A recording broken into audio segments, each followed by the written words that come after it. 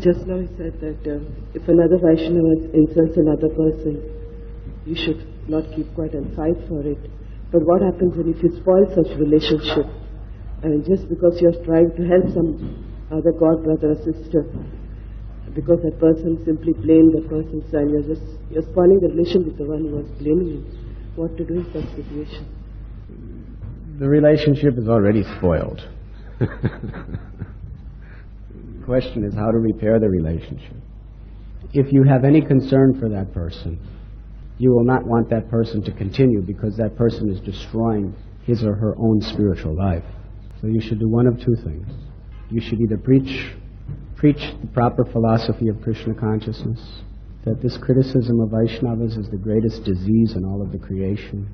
It's the only way Maya can destroy this mission. She has no other way into this mission except when devotees start quarreling and criticizing and offending each other.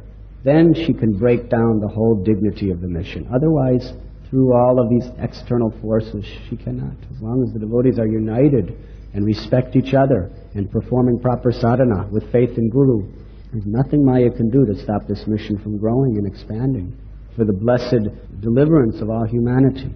But where criticism of Vaishnavas is residing, it is the number one topmost disease that is so infectious because it ruins our faith. And when that faith is ruined, the mission is disturbed. Therefore, we have to protect our Guru's mission, and we have to protect what our Guru has given us, faith. If you hear criticism of Vaishnavas, your faith will be destroyed. Or at the least, it will be very severely damaged. This Sraddha is a gift of Guru. You have to protect it, and you have to share it with others.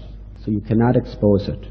So therefore, preach to the person that this offense is to Vaishnavas is very serious disease. I cannot listen to this. Look at all the good qualities that that person has. Every Vaishnava has millions of good qualities, but also a few defects. Why should we look at the defects? Why should we be like a fly? A person may have a beautiful, healthy body. If there's one tiny little infectious sore on the body, where will the fly go? Only to that infectious sore. Completely neglects all the beautiful, healthy parts of your body and just goes to that and sucks it and drinks it and enjoys it. So this fly mentality, we must understand, and it's contagious. So therefore, two things we must do. If we can preach and that person will listen, we should preach. If not, we should get out of there immediately. Just say, my dear sir, I'm sorry, cannot listen to anything against another Vaishnava, I have to go. And go. And by doing that, if you say you spoiled your relationship, very good. Let it be spoiled. Because that is not the relationship of association with a devotee. A person may be a devotee, but on that level, you're no longer devotees. On that level, you become demons. It's a fact. It's demoniac. Even if we're devotees, if we criticize others, that's a demoniac quality. So with all humility and respect, my dear sir, my Guru Maharaj, and all the Shastras say that hearing criticism of Vaishnava is death to our soul, so I must go. And then you go. And if it spoils your relationship, Haribo. And if it doesn't spoil your relationship, Haribo. You relate on another platform, but never relate to anyone on this platform. But don't sit and listen. Never sit and listen.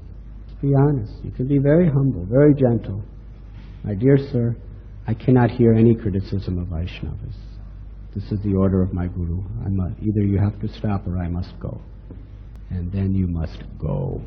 Of course, if criticism is constructive, that is healthy. But if it is simply useless gossip criticism, then we must go. But there is also constructive criticism. If someone is speaking about somebody else's faults to teach you what you should be careful of, that's not criticism. Sometimes we mark out, this devotee has done like this, and this is why, this is the lesson we should learn from it. That is not criticism. That is construction.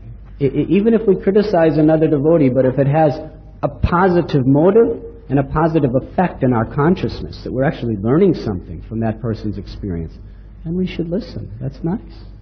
But if it's just simply for the sake of demeaning a person's character, run for your life. Haribo. Hold your ears and chant, Krishna save me.